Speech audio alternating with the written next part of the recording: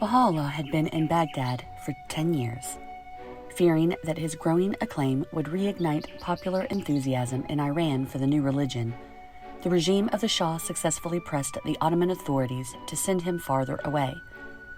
In April 1863, before leaving Baghdad for Constantinople, Baha'u'llah and his companions camped in a garden on the banks of the Tigris River for 12 days.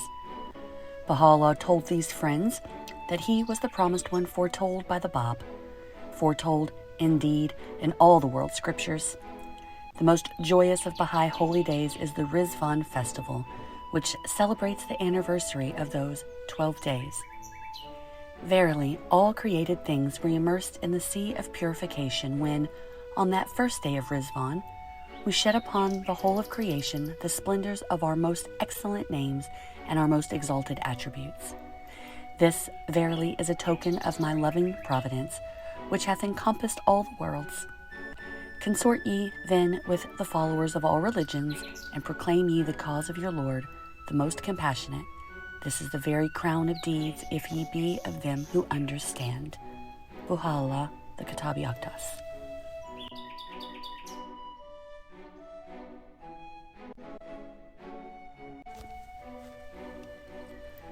Abdul-Baha has described how, upon his arrival in the garden, Baha'u'llah declared his station to those of his companions who were present, and announced with great joy the inauguration of the Festival of Ridván.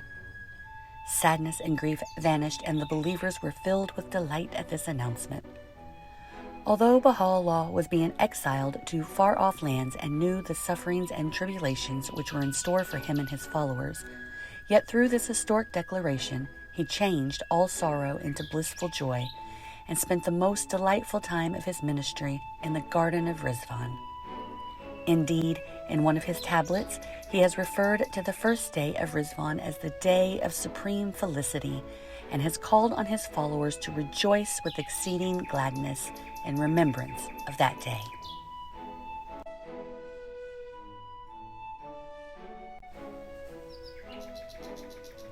The manner of the declaration of Baha'u'llah's mission is not clear, neither is the identity of all who heard him. One thing, however, is clear. During his 10-year sojourn in Iraq, although Baha'u'llah had alluded to his station and identified himself with the utterances of God revealed in his tablets, he had never designated himself as him whom God shall make manifest.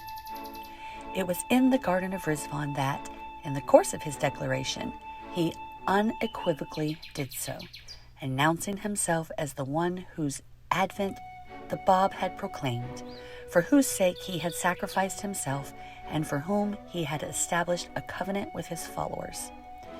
That day was one of the most eventful in the life of Baha'u'llah. The whole day he was occupied with important affairs, which culminated in the declaration of his mission, the most momentous event of his ministry.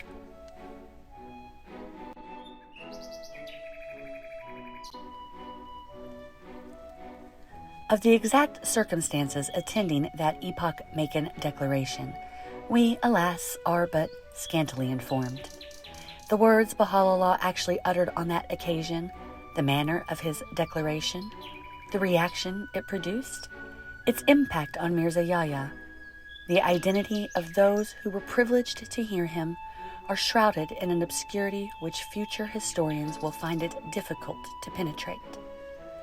The fragmentary description left to posterity by his chronicler Nabil is one of the very few authentic records we possess of the memorable days he spent in that garden.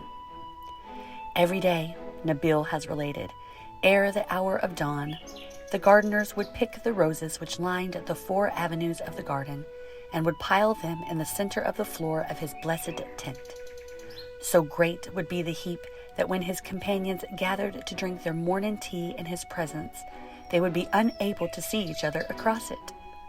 All these roses Baha'u'llah would, with his own hands, entrust to those whom he dismissed from his presence every morning to be delivered, on his behalf, to his Arab and Persian friends in the city.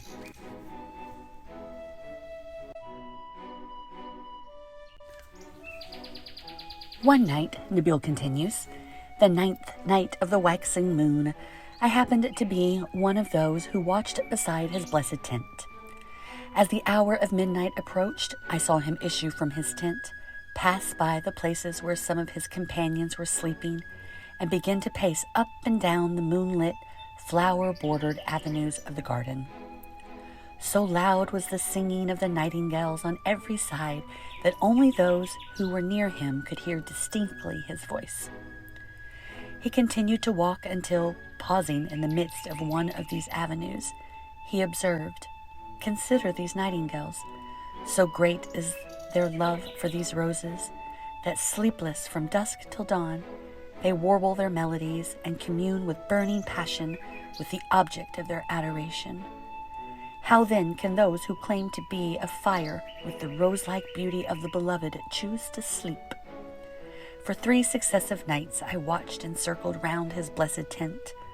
Every time I passed by the couch whereon he lay, I would find him wakeful, and every day, from morn till eventide, I would see him ceaselessly engaged in conversing with the stream of visitors who kept flowing in from Baghdad.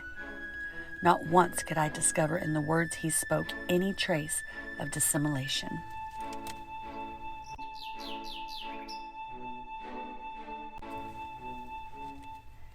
As to the significance of that declaration, let Baha'u'llah himself reveal to us its import.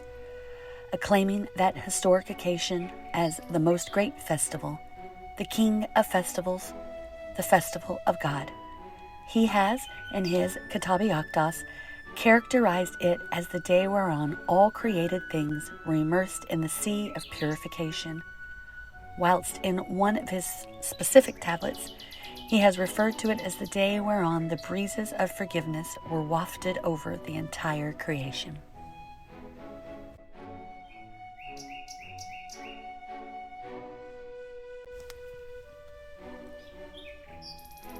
Rejoice with exceeding gladness, O people of Baha.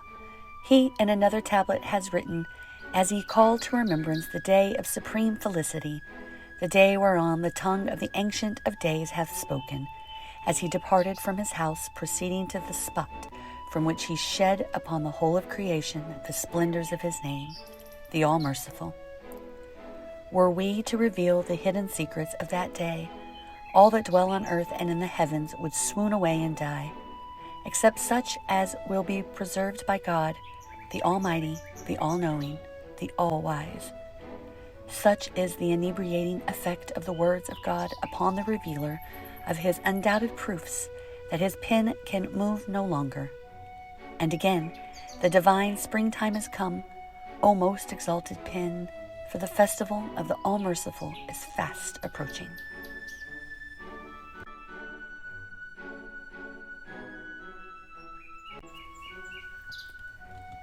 The day star of blissfulness shineth above the horizon of our name, the blissful inasmuch as the kingdom of the name of God hath been adorned with the ornament of the name of thy Lord, the Creator of the heavens.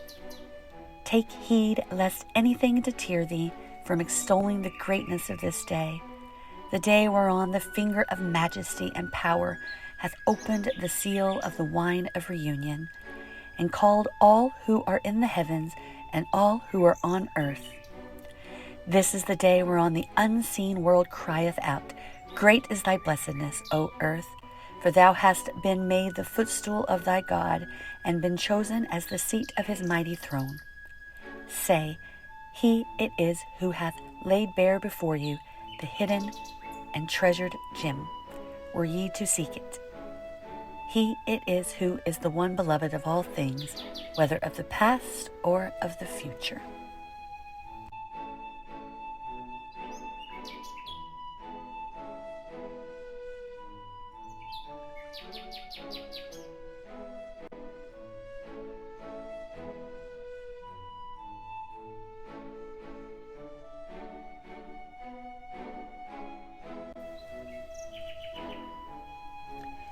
And yet again, arise and proclaim unto the entire creation the tidings that he who is the All-Merciful hath directed his steps toward the Ridván and entered it.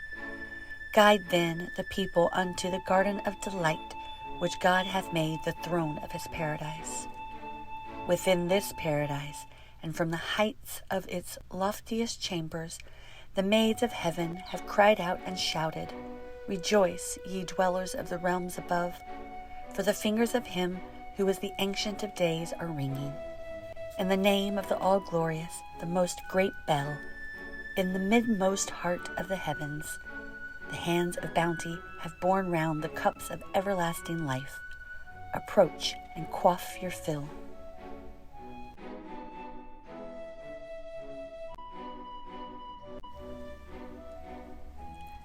The Festival of Ridván is come, and the splendor of the light of God is shining from the invisible horizon of his mercy. The overflowing grace of the Lord of Oneness is pouring down copiously from the unseen world, and the glad tidings of the kingdom are coming in from all countries. The resplendent morn that betokens the advancement of the cause of God and heralds the exaltation of his word is dawning in every region. Praise be to God that the fame of the ancient beauty, "May my life be offered up for his loved ones," has been noised abroad in the world, and the glory of his cause is spread far and wide throughout the east and the west. These joyous developments will indeed gladden the hearts of his loved ones.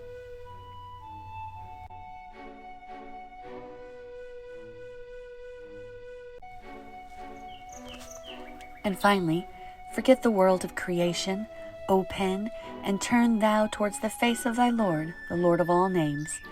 Adorn then the world with the ornament of the favors of thy Lord, the King of everlasting days. For we perceive the fragrance of the day whereon he who is the desire of all nations hath shed upon the kingdoms of the unseen and of the seen the splendors of the light of his most excellent names, and enveloped them with the radiance of the luminaries of his most gracious favors, favors which none can reckon except him who is the omnipotent protector of the entire creation.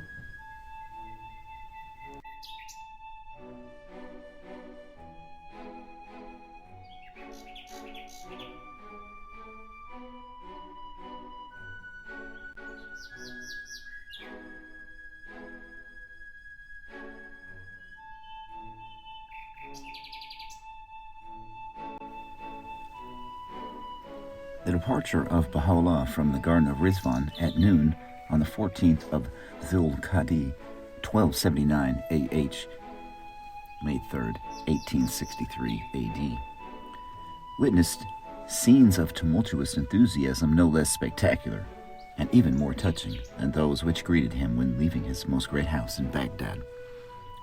The great tumult, wrote an eyewitness, associated in our minds with the day of gathering, the day of judgment, we beheld on that occasion. Believers and unbelievers alike sobbed and lamented. The chiefs and notables who had congregated were struck with wonder. Emotions were stirred to such depths as no tongue could describe, nor could any observer escape their contagion.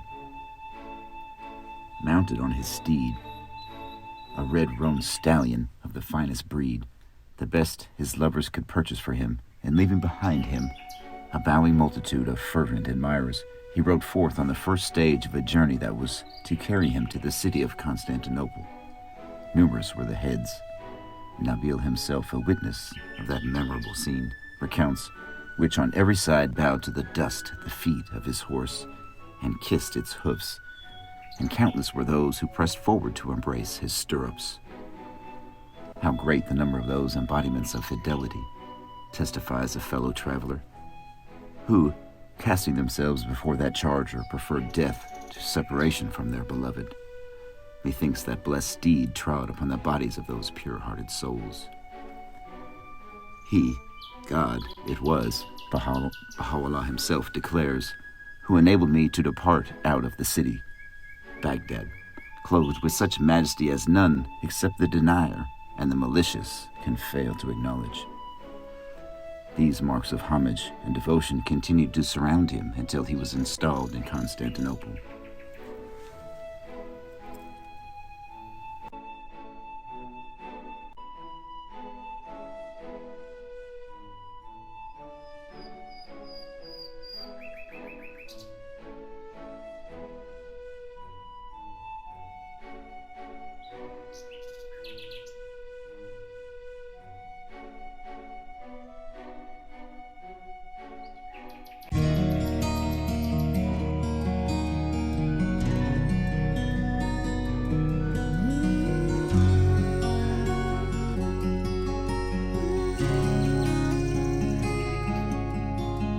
Rejoice with exceeding gladness, O people of Baha, as he called to remembrance the day of supreme felicity. Rejoice with exceeding gladness, O people of Baha, as he called to remembrance the day of supreme felicity. Allahu Akbar, Allahu Akbar, Allahu Akbar,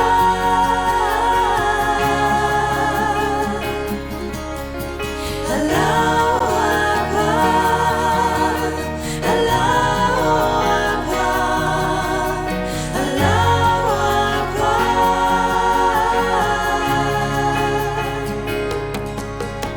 Rejoice with exceeding gladness, O people of Baha, as he called to remembrance the day of supreme felicity. Rejoice with exceeding gladness, O people